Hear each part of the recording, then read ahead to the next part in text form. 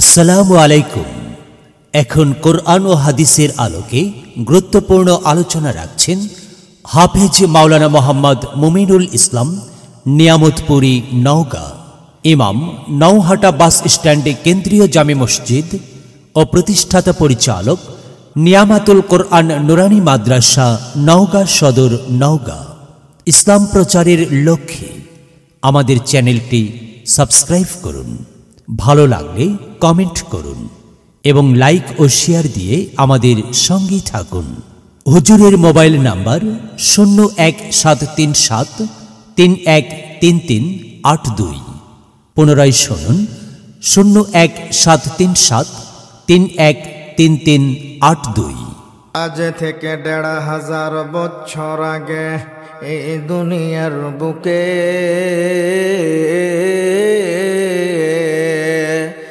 ইসলাম নাম ছিল না কোথাও কোনো মানুষের মুখে। মন্দির শুধু বাজিত ঘণ্টা, ছিল না আজান ধ্বনি। সেই আধার জগতে এসেছিলে তুমি হে সাধক রব্বানী। মানুষের মাঝে মানুষ রূপে জন্ম নিয়া মানুষের মন করিলা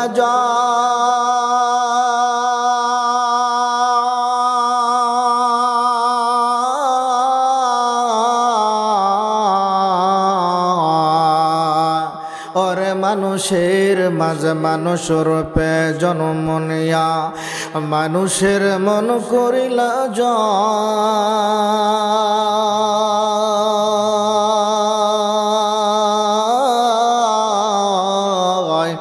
ভালোবাসা দিয়া, কোরআন দিয়া, হাদিস দিয়া,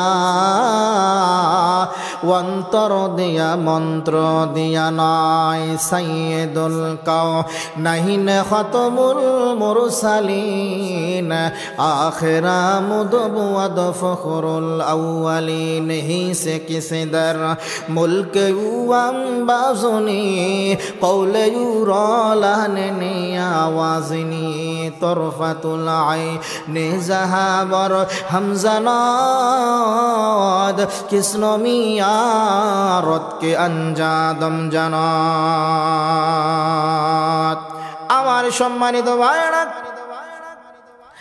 গভীর মনোযোগ দিয়ে শুনবেন গো বাজান রে আমার। যদি মন চায় বুখারীর মতন যদি কারো বাসায় থাকে দেখতে পারেন, বুখারীর মতন ২ নম্বর খণ্ড। কয় নম্বর? ২ নম্বর খণ্ড, হাদিস নম্বর 5740 নম্বর, পৃষ্ঠা নম্বর 83, লাইন নম্বর 12। ৩ জন বন্ধু, কয়জন বন্ধু? ৩ জন বন্ধু এক জায়গায় সফরে যায়। যাইতে যাইতে যাইতে যাইতে যাইতে যাইতে হঠাৎ আকাশ মেঘাচ্ছন্ন, আকাশের গুড়ি গুড়ি ডাক। কখন যেন পানি আসে, কখন যেন বৃষ্টি হয়, ঝড় তুফান শুরু হয়ে যায়। ৩ জন বন্ধু একে অপরকে বলে, বন্ধু রে, আকাশ তো অবস্থা ভালো না, আকাশের বুঝে পানি আসবে রে বন্ধু।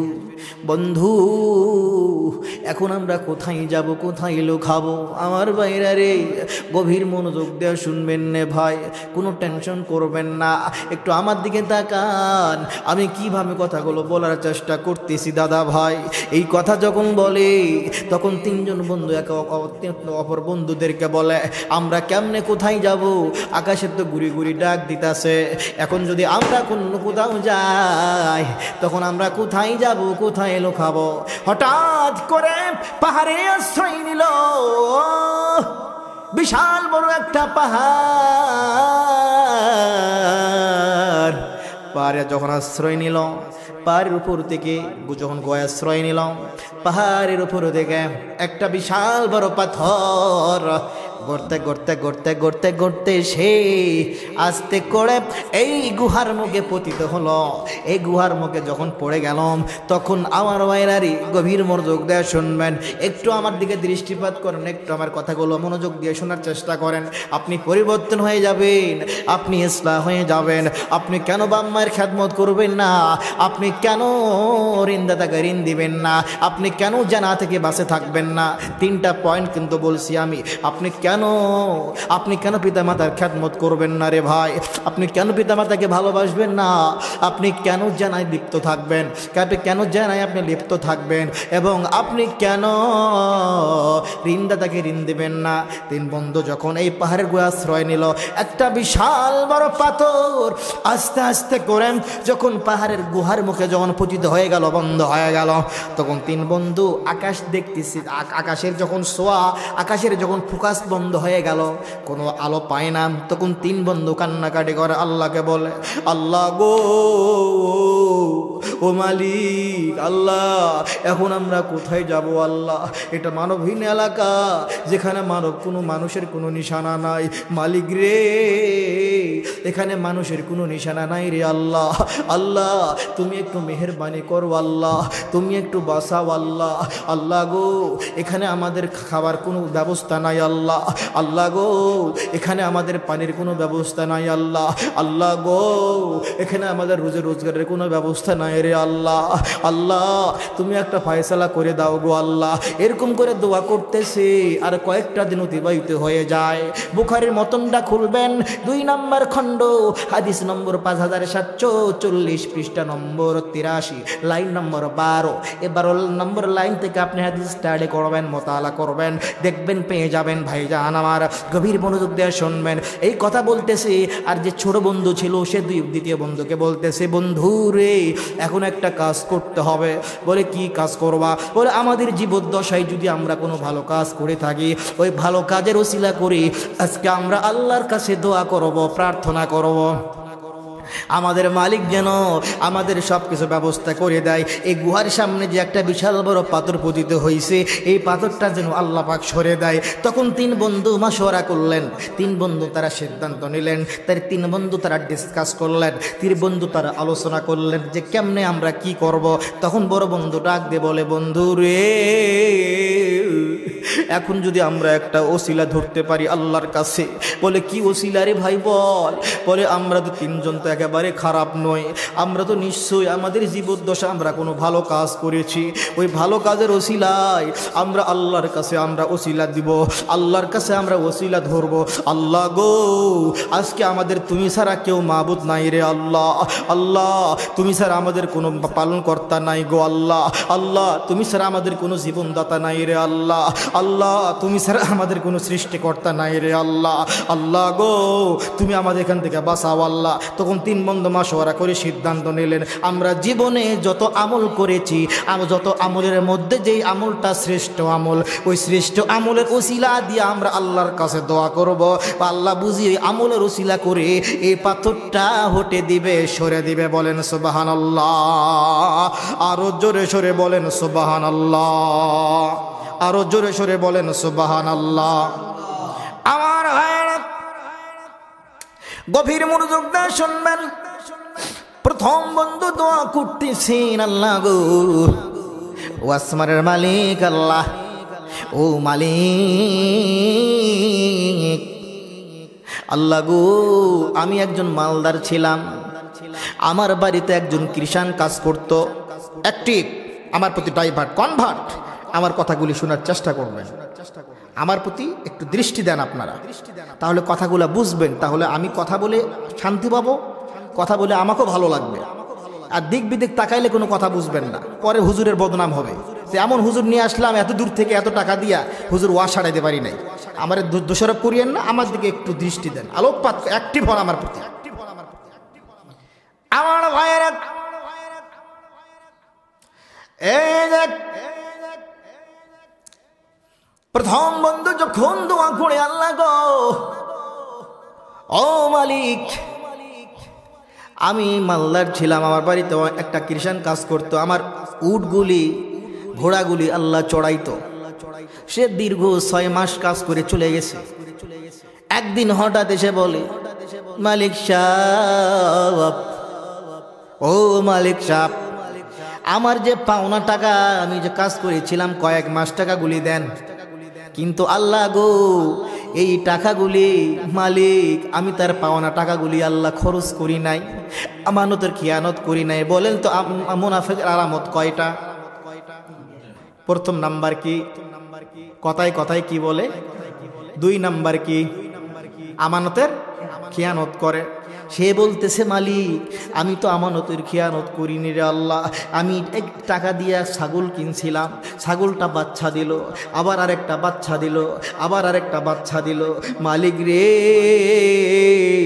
ওই একটা ছাগল থেকে আমি একটা গাভী ক্রয় করলাম, একটা গাভী থেকে অনেকগুলো গাভী হয়ে গেল। আল্লাহ গো, ও মালিক সাহেব, আমি একটা মাঠে তার অনেকগুলো গাভী রাখছিলাম, আর ওই ঋণদাতা, ওই যে কৃষাণ টাকা পাইতো, আসে আমার কাছে টাকা চাই, টাকা দেন।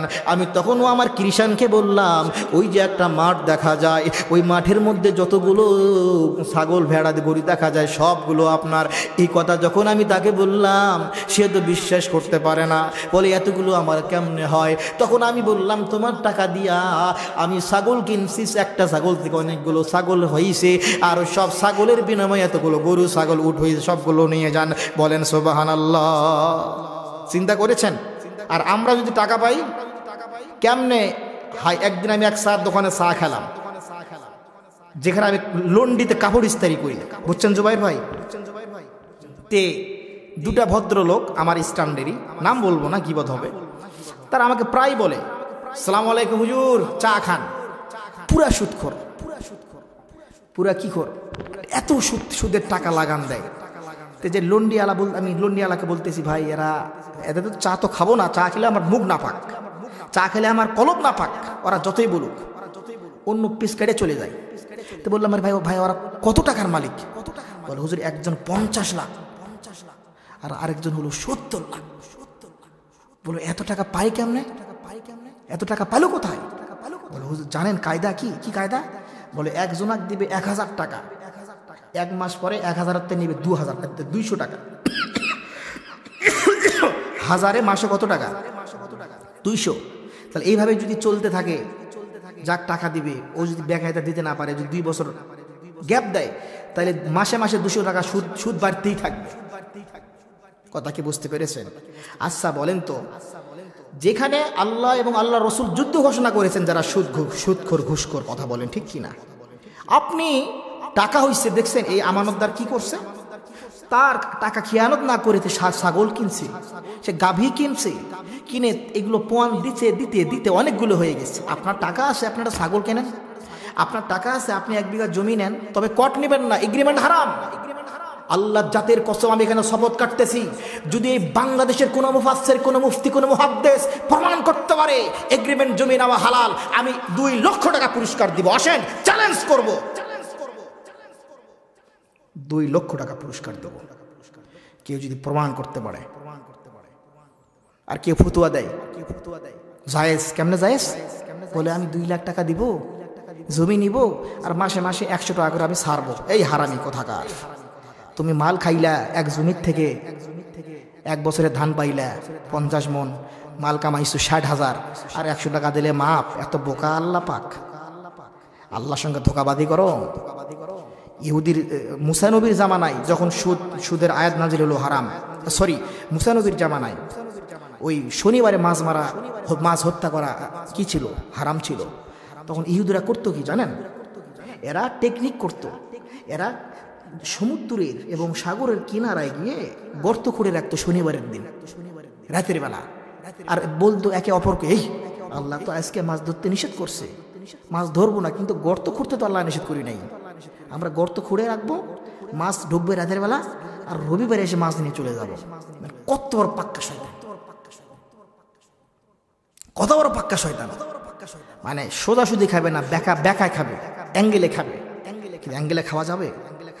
এটাও সুদ। আপনি একজনের উপকার করলেন, তাকে একটা জমি নিয়ে দিলেন, তাকে একটা ব্যবসা করে দিলেন। আপনি যদি এই নিয়তে খান, এই তোকে তো জমি নিয়ে দিলাম, একটু কিছু খেলা না, ওই নিয়ত কথা বললে, কিছু চাইলে খাইলে, ওটাও হারাম। কথা কি বুঝতে পেরেছেন? যাকে মনে আছে না, গোয়ায় ঢুকছে কয় বন্ধু? কেবল এক বন্ধু একটা ওসিলা দিছে, একটা ওসিলার এত কথা চলে আসতেছে, কত কত মাথা আসতেছে। কোন কথাটা বলি আপনাদেরকে বলেন, আমার তো পয়েন্ট হেরে যাবে, মূল আলোচনায় চলে যায় ইনশাল্লাহ। আমার মায়েরা এই বান্দা দোয়া করতেছে, মালিক আল্লাহ গো, ওরে মালিক সাহেব, আমার বাড়ি দেখ এক কৃষাণ মজুরি কাজ করে, সে মজদুরি করে আসে, মজদুর দাবি করলো, আমি তো তাকে সব দিয়ে দিলাম। এই দোয়া করতে দেরি আর পাথর গুয়ার সামনে থেকে যে বিশাল বড় পাথর এসে পড়ছিল, এক বিদ্যার সামান্য একটু পাথর সরে যেতে দেরি না। আরো যারা বলেন সুবহানাল্লাহ। পাথর যখন সরে যায়, এখন দ্বিতীয় বন্ধু, এখন তৃতীয় বন্ধু বলতেছে, এই কাজ তো হয়ে গেছে। কাজ কি হয়ে গেছে? বলে কি বলে, একজন দোয়া করছে পাথর সরে গেছে, আমরা দুইজন তো আসি, আমরা একেবারে খারাপ নই, আমাদের দোয়া তো আল্লাহ কবুল করবে। বলে বন্ধু তুমি তাহলে একটা ওসিলা দাও, পাথরটা সরে যাবে। দ্বিতীয় বন্ধু দোয়া করতেছে, আল্লাহ গো, ও মালিক, আমি মাঠে ছাগল নিয়ে যাইতাম, গাভী নিয়ে যাইতাম, উট নিয়ে যাইতাম, একদিন বাড়িতে এসে দেখি মালিক গো, আমি একদিন বাড়িতে এসে দেখি আমার মা আমার বাবা ক্ষুধার তৃষ্ণায় ছটফট করতেছে, ক্ষুধার্ত অবস্থায়। কিন্তু আমি মাঠ থেকে ছাগল উটের দুধ নিয়ে এসেছিলাম, গরম দুধ, উষু উষু গরম। এদিকে আমার সন্তানেরা খাওয়ার জন্য ছটফট করছে, অপরদিকে আমার পিতামাতা খাবার জন্য ঘরে তারা শুয়ে আছেন। আমি দরজায় গেলাম, গিয়ে দরজা নক করলাম, দেখলাম পিতামাতা আমার ঘুমিয়ে পড়েছে, তারা ঘুমে আচ্ছন্ন। আমি কি করব এমন তো অবস্থায়? আমি কয়েক ঘন্টা অতিবাহিত করলাম, তাদের ঘুমটা যখন ভেঙে গেল, মালিক ও আল্লাহ, আমি তখন আমার পিতামাতাকে দুধ তাদের হাতে দিলাম, তারা দুধগুলি পান করলেন, ক্ষুধা নিবারণ হয়ে গেল।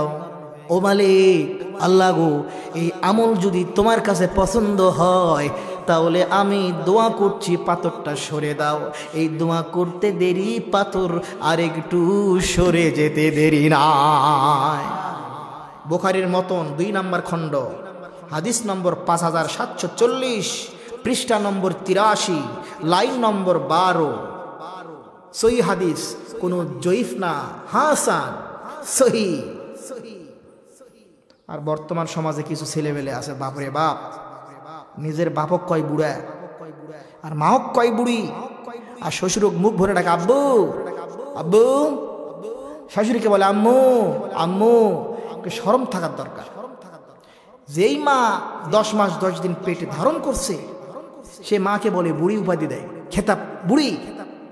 আর যেই শাশুড়ি পাইছে অস্থায়ী শাশুড়ি, কি বলবেন অস্থায়ী? বলবেন হুজুর অস্থায়ী শাশুড়ি কেন? আরে বউ যতক্ষণ আছে ততক্ষণ শাশুড়ি, বউ যতক্ষণ আছে ততক্ষণ শ্বশুর, বউ যতক্ষণ আছে ততক্ষণ শালা সম্বন্ধী।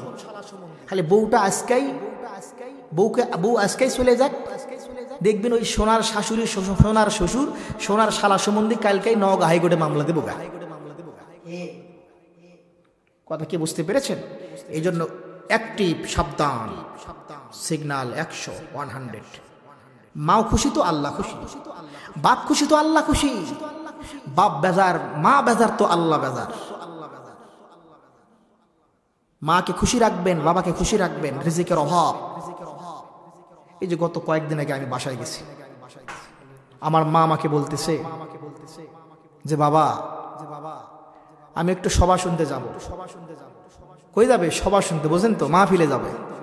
তো বললাম আম্মু মাহফিলে যেও না, তোমাকে মাহফিলে যেতে হবে কেন? আমি তোমাকে মেমোরিতে ওয়াজ ভরে এনে দেবো, তুমি ওয়াজ শুনবা। আর যদি একান্ত মন খারাপ হয়, নিতান্ত খারাপ লাগে, ভালো না লাগে, তাহলে চলো নানার বাড়িতে যাই, গিয়ে ঘুরে আসি, 2 দিন মনটা ভালো লাগবে। তো মা বলে না বাবা, তোমার আপু আসুক, আমরা একসাথে যাব, একা একা আমি যাব না।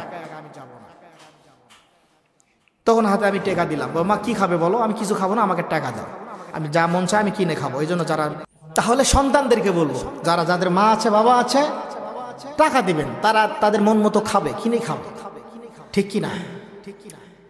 আমার ভাইরা, তৃতীয় বন্ধু দোয়া করতেছে, আল্লাহ কি বলতেছে, আল্লাহ গো, ও মালিক, আমার দুই বন্ধু দোয়া করছে, পাথরটা সরে গেছে, আল্লাহ গো, আমি এখন একটা দোয়া করব, আল্লাহ এই দোয়া যদি তোমার কাছে পছন্দ হয়, যদি মনোনীত হয় রে মালিক, তাহলে তুমি আমার পাথর সরাইয়া দিও। তখন দোয়া করতেছে, আল্লাহ গো, ও আসমানওয়ালা জমিনওয়ালা মালিক, আমার আপন চাচাতো বোন, সে অপরূপ সুন্দরী, সে তার চুলগুলি কাজল কালা, চুলগুলি চেহারা, চোখটা হরিণের মতো ডাগর ডাগর, চুলগুলি উস্কো খুস্কো না, সুন্দর চুল ডিজাইন, রমণী, অপরূপ সুন্দরী। আমি তার চেহারায় পাগল হয়ে গেলাম, ডাইভার্ট হয়ে গেলাম, ইমোশনাল হয়ে গেলাম, এমন ইমোশনাল হয়ে গেলাম রে মালিক। এক পর্যায়ে আমি তাকে কুপ্রস্তাব দিলাম কামরিপু করার জন্যে, কামচরিতার্থ করার জন্যে। ও মালিক, যখন কুপ্রস্তাব দিলাম সে গ্রান্টেড করলো, সে বলল, আমি তোমার কুপ্রস্তাবে রাজি আছি, তবে শর্ত হইল 100 দিনার দিতে হবে। কয়শো দিনার? 100 দিনার। বুখারী শরীফ 2 নম্বর খণ্ড, হাদিস নাম্বার 5740, পৃষ্ঠা নম্বর 83, লাইন নম্বর 12। আল্লাহ, আমি রাজি হয়ে গেলাম, আমার স্বাস্থ্য বোনও রাজি হয়ে গেল। আমি 100 দিনার ব্যবস্থা করার জন্য ঝাঁপিয়ে পড়লাম, টাকা ম্যানেজ, দিনার আমি ম্যানেজ করলাম। 100 দিনার ব্যবস্থা করে আমি একদিন, আমার চাচাও নেই চাচিও নেই, আমি আমার চাচার বাড়িতে গেলাম। এমন এক পর্যায়ে, এমন পরিস্থিতি, এমন এক পর্যায়ে চলে গেল, আল্লাহ, আমি তার 2 উড়ুতে তার শরীরে জাম করলাম, কাম রিপু করার জন্যে, কাম চরিতার্থ করার জন্যে। হঠাৎ আমার স্বাস্থ্য বোন আমাকে বলে, খবরদার, আমার সতীত্ব নষ্ট করবা না, লা তাহজান ইন্নাল্লাহা মানা, কেউ না থাকলেও তোমার সাথে আমার সাথে আছে আল্লাহ। তোমার কাছ থেকে, আমার কাছ থেকে ঈমান নামক দৌলতটি চলে যাবে তুমি যদি জানায় লিপ্ত হও। এই জন্য যখন কোনো মানুষ জানায় লিপ্ত হয়, ঈমান নামক দৌলত তার মাথার উপরে চলে যায়। যতক্ষণ সে তওবা না করে, ঈমানটা সে পায় না। কথা বলেন ঠিক কিনা? যখন কোনো সুদখোর, ঘুষখোর, অন্যায় অবিচার করে, জুলুম করে, নির্যাতন করে, ঈমান নামক দৌলত তার ভিতর থেকে তার মাথার উপরে ভাসমান অবস্থায় থাকে, দোদুল্যমান অবস্থায় ভাসে। যতক্ষণ সে তওবা আস্তাগফিরুল্লাহ পাঠ না করবে, ঈমান নামক দৌলত তার ভিতরে সেটআপ হবে না, গেটআপ হবে না। কথা বলেন, সেটিং হবে না। কথা বলেন ঠিক কিনা? তার স্বাস্থ্য মন বলতেছে, ভয় লাগে না আল্লাহ দেখে, লা তাহজান ইন্নাল্লাহা মা'ানা, কেউ নাই আছে আল্লাহ। আল্লাহ কোথায়? বেশি দূরে না, আল্লাহ বান্দার শাহরগের চেয়েও নিকট অবস্থান করছে। আল্লাহ খালিক, আল্লাহ মালিক, আল্লাহ জব্বার, আল্লাহ কহার, আল্লাহ ইয়া যাল জালালি ওয়াল ইকরাম। কথা বলেন ঠিক কিনা? আল্লাহ জব্বার, আল্লাহ কহার, হুয়াল্লাহুল্লাযী লা ইলাহা ইল্লাহু, তিনি ব্যতীত কোনো উপাস্য নাই। আল্লাহর প্রথম নম্বর নাম। দ্বিতীয় নাম আর রহমান, তিনি দয়াময়। তৃতীয় নাম আর রহিম, তিনি অত্যন্ত দয়ালু। আল্লাহর 4 নম্বর নাম আল মালিক, তিনি বাদশাহ। আল কুদ্দুস, তিনি পবিত্র। আসসালাম, তিনি শান্তিময়। আল মুমিন, তিনি একমাত্র বিপদ হরণকারী। আল মুহাইমিন, তিনি একমাত্র রক্ষণাবেক্ষণাকারী। আল আজিজ, তিনি একমাত্র সর্বশক্তিমান। আল জব্বার, তিনি একমাত্র সর্বশক্তিমান। আল মুতাকাব্বির, তিনি একমাত্র সর্বক্ষা বড়। আল খালিক, তিনি সৃষ্টিকর্তা। আল বারি, তিনি যাবতীয় আত্মার সৃষ্টিকর্তা। আল মুসাউবির, তিনি একমাত্র যাবতীয় আকৃতি প্রকৃতি সৃষ্টিকর্তা। আল গফফার, তিনি ক্ষমাশীল, তিনি অসীম ক্ষমাশীল। কথা বলেন ঠিক কিনা? আল কহার, তিনি একমাত্র সর্বশক্তিমান। আল ওয়াহাব, তিনি দাতা। আর রাজ্জাক, তিনি একমাত্র সকলের রুজি ও আহার দাতা। আল ফাত্তাহ তিনি একমাত্র জয়দাতা, আল আলিম তিনি একমাত্র সর্বজ্ঞ, আল আবিদ তিনি একমাত্র আয়ত্তকারী, আল বাসিত তিনি একমাত্র প্রশস্তকারী, আল খাবিদ তিনি একমাত্র অবনতকারী, আর রাফিউ তিনি একমাত্র উন্নতি দানকারী, আল মুইজ্জু তিনি সম্মান দানকারী, আল মুজিল্লু তিনি অপমান দানকারী, আস সামিউ তিনি সর্বশ্রোতা, আল বাসিরু তিনি সর্বদর্শী, আল হাকাম তিনি একমাত্র বিচার বিধানকারী, আল আদলু তিনি ন্যায় বিচারকারী, আল লাতিফু তিনি সূক্ষ্ম দয়ালু সূক্ষ্ম বিষয় অবগতকারী, আল খাবিরু তিনি সব কিছু জানেন, আল হালিমু তিনি অত্যন্ত ধৈর্যশীল, আল আজিমু তিনি অতি মহান, তিনি বিরাট এবং বিশাল, আল আফু তিনি ক্ষমাশীল, আর শাকুরু তিনি সমাধানকারী, আল আলিয়ু তিনি অতি মহান, আল গাফিরু তিনি অতি বড়, আল হাফিজু তিনি রক্ষাকারী, আল মুকিত তিনি একাই সকলের আহার উন্নত দানকারী, আল হাসিবু তিনি হিসাব রক্ষাকারী, আল জালিলু তিনি অত্যন্ত মর্যাদাশীল, আল কারিমু তিনি অত্যন্ত সম্মানী এবং অত্যন্ত দানশীল, আর রকিবু তিনি সকলের নিরক্ষণকারী,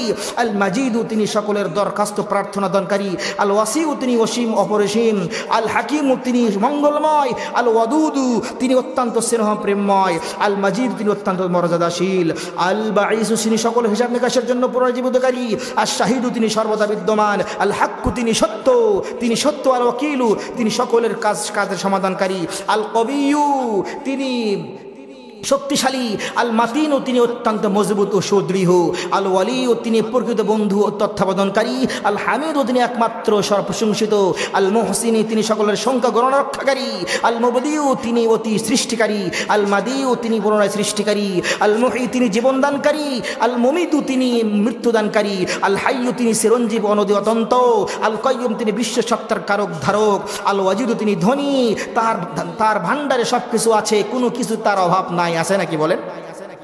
আছে, তার নাই। আল মাজিদু তিনি অত্যন্ত মর্যাদাশীল, আল ওয়াহিদু তিনি একক ও দ্বিতীয়, আল্লাহ তিনি এক অখণ্ডনীয়, আর সমা তার কোনো অভাব নাই, আল কদিরু তিনি সর্বশক্তিমান, আল মুক্তাদিরু তিনি সর্বক্ষম ক্ষমতাবান, আল মুকাদ্দিম তিনি উন্নতি দানকারী, আল মুআখির তিনি অবনতি দানকারী। ধনী করে আল্লাহ, গরিব করে আল্লাহ।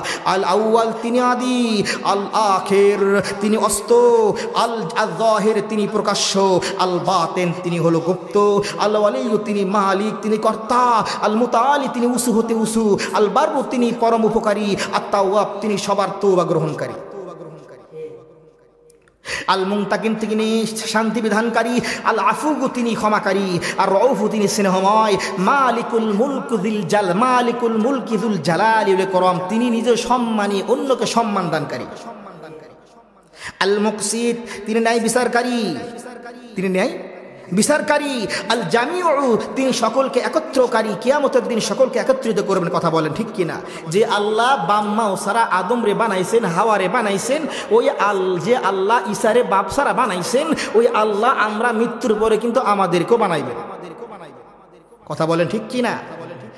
আল মুকসিত, আল জামিউ, আল গনিউ তিনি ধনী, আল মুগনি তিনি ধন সম্পদ দানকারী, আল লাভবান করার মালিক। তার লোকসানে পতিত আর লাভবান করার মালিক কে? ওর কপালে নাই ধন, সে জায়গা দিয়ে বেঁচে যায় সৌদি, মালয়েশিয়া, লিবিয়া থেকে আসলো কয়েকদিন আগে, হাজার হাজার শ্রমিক। ঠিক কিনা? কপালে থাকতে হবে, আল্লাহর প্রতি আস্থা ভাজন রাখতে হবে। আর নূর তিনি আলো, যাবতীয় আলোর অধিকারী, আল হাদিউ তিনি হেদায়েত দানকারী, আল বাদিউ তিনি বিধান নমুনাতে সৃষ্টিকারী, আল বাকি তিনি চিরস্থায়ী, আল ওয়ারিস তিনি সকলের উত্তরাধিকারী, আর রশিদু তিনি সকলের পথ প্রদর্শক, আর সাবুর তিনি সহনশীল। এই নাম বললাম ৯৯টা নাম, আল্লাহর সিফাতি নাম। কয়টা বলেন? এই ৯৯টা সিফাতি নাম ছাড়া আর কয়েকটা নাম আছে আল্লাহ পাকের। আল হান্নান তিনি মেহেরবান, আল মান্নান তিনি পরম উপকারী, আল মুগীস তিনি বিপদে সাহায্যকারী, আল করিব তিনি নিকটবর্তী, আল মাওলা তিনি সকলের প্রভু, আন নাসির তিনি সাহায্যকারী, আস-সাদিক তিনি সত্যবাদী, আল জামিল তিনি সুন্দর, আসমান সুন্দর জমিন সুন্দর। ঠিক কি না? আসমান সুন্দর জমিন সুন্দর, পাহাড় সুন্দর পর্বত সুন্দর, আটলান্টিক মহাসাগর সুন্দর, সবই সুন্দর, সুন্দর এই পাল্লা, তার সে কত সুন্দর তুমি আল্লাহ, তার সে কত সুন্দর তুমি আল্লাহ। আল জামিল, তিনি সুন্দর, তিনি উৎকৃষ্ট। আর রব্বু, তিনি সৃষ্টিকর্তা ও পালনকর্তা। এই নাম হেফজ করার অর্থ আল্লাহর গুণাবলী মুখস্থ করিয়া তদনুসারে আল্লাহকে ভক্তি করা এবং সেই গুণাবলীর প্রতিবেদন নিজের মাঝে ফুটিয়ে তোলা। কথা বলেন ঠিক কিনা? হযরত আবু হুরায়রা থেকে বর্ণিত, আল্লাহ রাসূল বলেছেন, আল্লাহ তাআলার ৯৯টি নাম আছে, যে উহা মুখস্থ করিবে সে জান্নাতে প্রবেশ করিবে। আমরা চেষ্টা করব কি করার? আমরা সকলে মুখস্থ করার চেষ্টা করব। মনে আছে না বুহাই? আমার ভাইরা, যখন তার স্বাস্থ্যবান বলে, ভাইয়া রে খবরদার সতীত্ব নষ্ট করো না, বিনষ্ট করিও না। কেউ দেখে না, দেখে আমার আল্লাহ। কেউ শোনে না, শোনে আমার আল্লাহ। কেউ জানে না, জানে আমার আল্লাহ। জানে আমার আল্লাহ। কেউ দেখে না, দেখে আমার আল্লাহ। দেখে আমার আল্লাহ। কেউ বোঝে না, বোঝে আমার আল্লাহ। বোঝে আমার আল্লাহ। পৃথিবীর সব ধ্বংস হয়ে যাবে, পৃথিবীর সব ধ্বংস হয়ে যাবে, কিয়ামত কায়েম হয়ে যাবে, হাসর কায়েম হয়ে যাবে। কেউ থাকবে না, থাকবে শুধু আল্লাহ। কেউ থাকবে না, থাকবে শুধু আল্লাহ। কেউ থাকবে না, থাকবে শুধু আল্লাহ। কেউ থাকবে না, থাকবে শুধু আল্লাহ। ঠিক কি না? কেশে বরাবর সাকু আল্লাহ, হীরার চেয়েও ধার। মনে আছে না? কি সেটা বলেন দেখি? ফুলসিরাত। আমি বান্দা ভীষণ পাপী, কেমনে হব পার। ফুলসিরাতের ফুলের নিচে 7টি দোজখ বসে আছে। যারা ইমানদার পার হবে, আর যারা মুনাফিক, যারা আল্লাহর চিরন্তন শত্রু, তারা কেটে কেটে জাহান্নামে পতিত হবে, আর আগুনে দাউ দাউ করে জ্বলবে। পড়া মাত্র তারা জাহান্নামে পতিত হবে। ফুলসিরাতের ফুলের নিচে 7টি দোজখ বৈশা আছে। ডেকে ডেকে বলবে এবার এসো গুনাহগার। আমি বান্দা ভীষণ পাপী, কেমনে হব পার। ফুলসিরাতের ফুল দেখে আসমান জমিন থর থর করে। নামিয়া হাঁটিয়া যাইতে লাগে বছর 30,000, বছর 30,000। আমি বান্দা ভীষণ পাপী, কেমনে হব পার। আল্লাহ যেদিন কাজী হবেন, যাররা যাররা হিসাব নিবেন, নেককার হলে বেঁচে যাবে, মরবে গুনাহগার। ঠিক কিনা? কথা বলে।